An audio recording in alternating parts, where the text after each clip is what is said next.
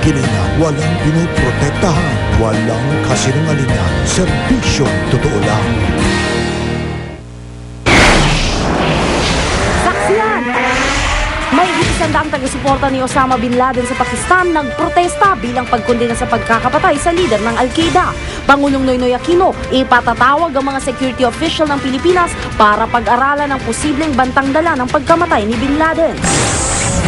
Presyo ng gasolina nasa halos 58 pesos na kada litro matapos ang latest round ng oil price high. 3 brand ng sardinas nagmahal din. Programang Winning ng TV5 pinatawan ng isang buwang suspensyon. Pambansang kamao Manny Pacquiao nasa Las Vegas na para sa laban nila ni Sugar Shane Mosley. Exclusive! Binatilyo arestado matapos umanong barili ng sumpak ang isang barangay tanod sa Maynila. Beyonce, bakit kaya nabuo ng mga photographer sa Amerika? At Pilipina na dating tagapag-alaga ni Prince William, personal na ipinakilala ng prinsipe kay Catherine, Duchess of Cambridge.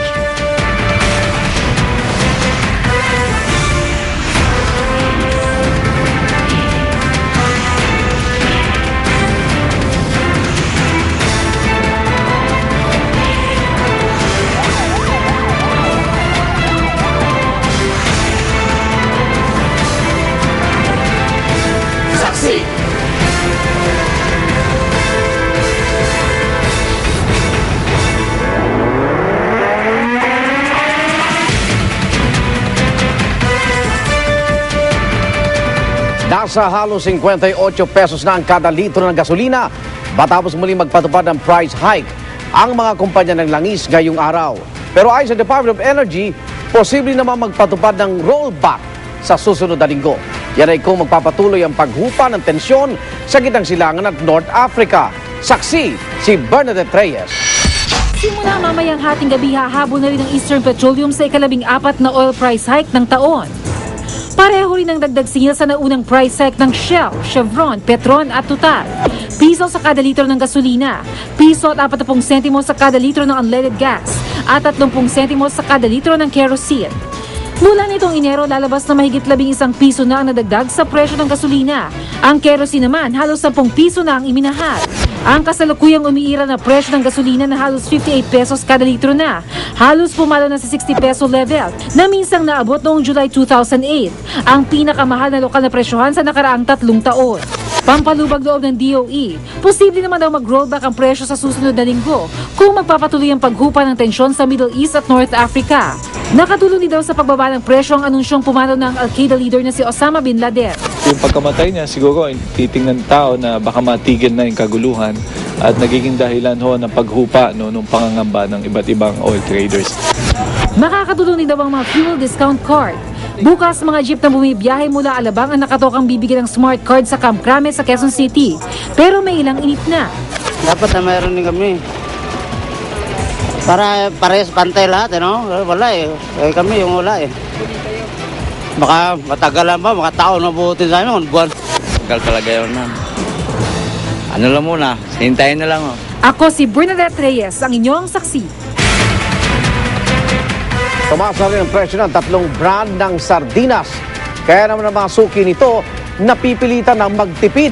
Saksi si Julio Segovia. Kung delata lang din naman, sardinas na raw ang ulam ng mga nagtitipid. Pero kahit yan, nagmahal na rin ngayon.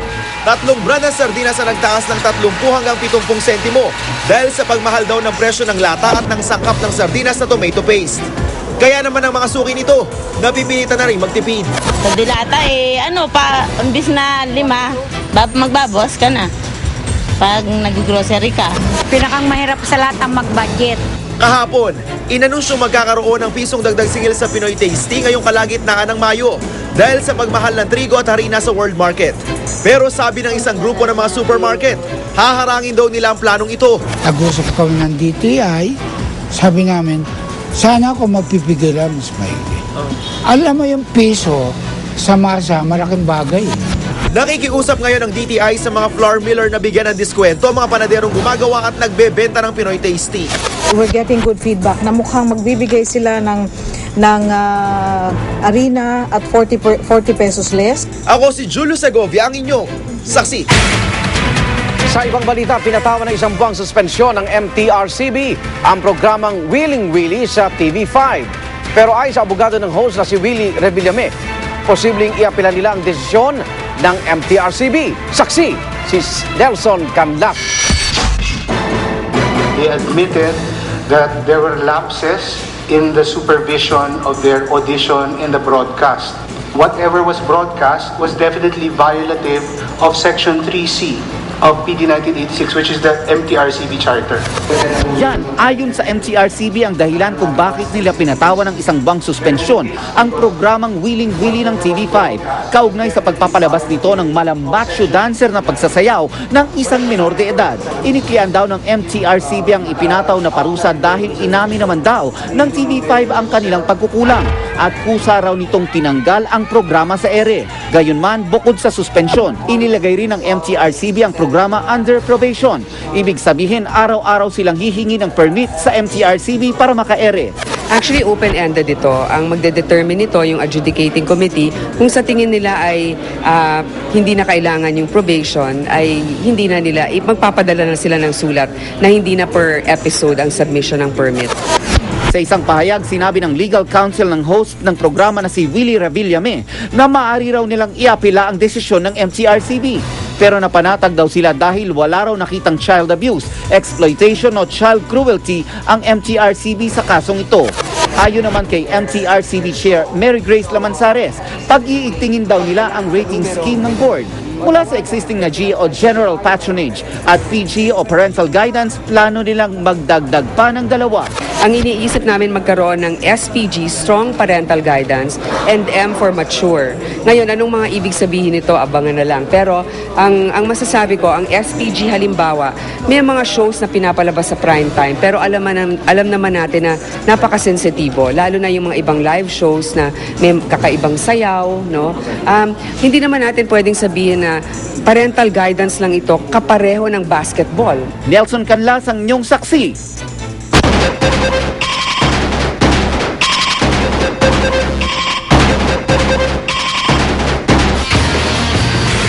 Nasa Las Vegas na si Pambansang kamao Manny Pacquiao para sa laban nila ni Sugar Shane Mosley sa linggo. Inaasahan pong pagbubutiin pa ni Pacman ang final leg ng kanyang training, lalo pat may hamon sa kanya si Coach Freddie Roach. Mula sa Las Vegas, saksi si James Velasquez. Napakasayang bumalik ulit dito. Matagal-tagal na panahon din na hindi ako nakalumaban dito. Excited na binalikan ni Manny Pacquiao ang lugar kung saan nasaksihan ng buong mundo ang kanyang pagsik at gilas sa ring.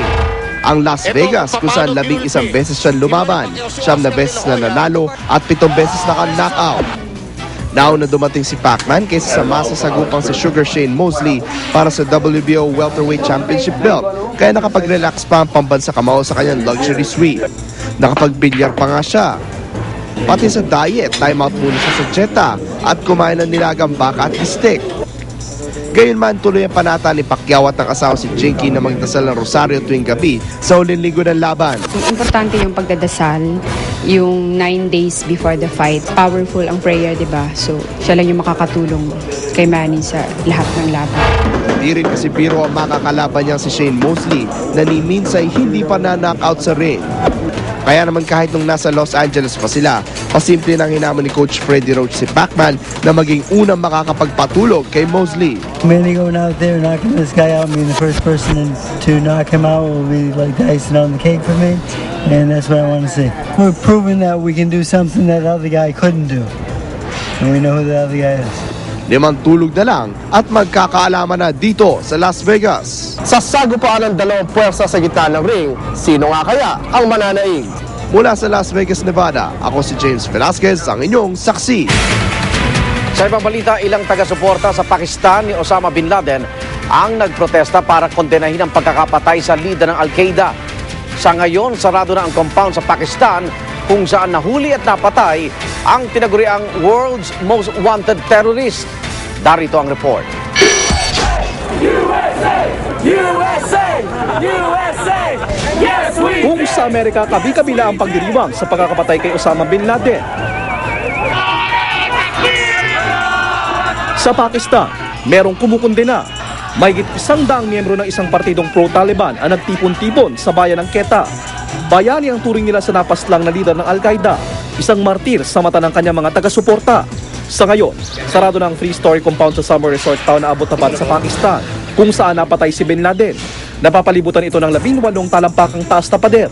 Natunto ng hideout ni Bin Laden matapos ang 4 na taong paniniktik ng US intelligence sa kanyang pinagkakatiwalaang courier. Sa 40 minutong operasyon sa compound, isang tama sa ulo ang kumitil sa buhay ng Al-Qaeda leader. Nasawi rin isang anak, isang kapatid at isang courier. Batay sa ulat ng Agence France Press, ginawang human shield daw ni Bin Laden ang isang babaeng unang inakalang asawa niya. Ang mismong operasyon, sinundan ni US President Barack Obama sa Situation Room ng White House, kasama sina Vice President Joe Biden, Secretary of State Hillary Clinton at ang National Security Team ng Amerika. Mula sa deck ng isang US aircraft carrier, ibinabat at inilibing sa North Arabian Sea ang katawan ni Bin Laden. Pagkatanggol ng Amerika sa desisyon nilang ito, iniiwasan daw nilang maging shrine o dambana ng mga taga-suporta ni Bin Laden ang kanyang libingan. Hanggang ngayon, wala pa rin inilalabas sa litrato ng labi ni Bin Laden. Para sa saksi, JP Soriano, nag-uulat.